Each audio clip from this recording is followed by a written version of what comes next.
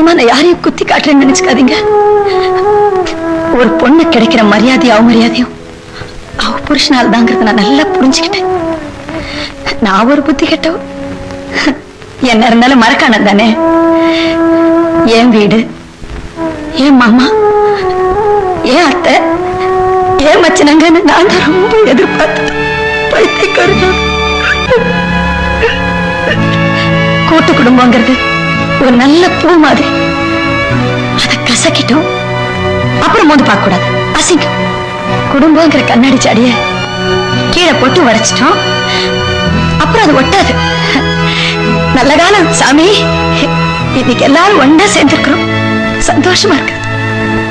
ஆனா இப்படியே ஒரு அடி விலகி நின்னு நீ சௌக்கியமா நான் சௌக்கியம், நீ நல்லா இருக்க நான் நல்லா இருக்கேன், பண்டிகை நாளை கிழமை எல்லாரும் ஒன்னா சேர்ந்துக்கலாம் ஒரு நட்போட, அது நல்லா இருக்கும்.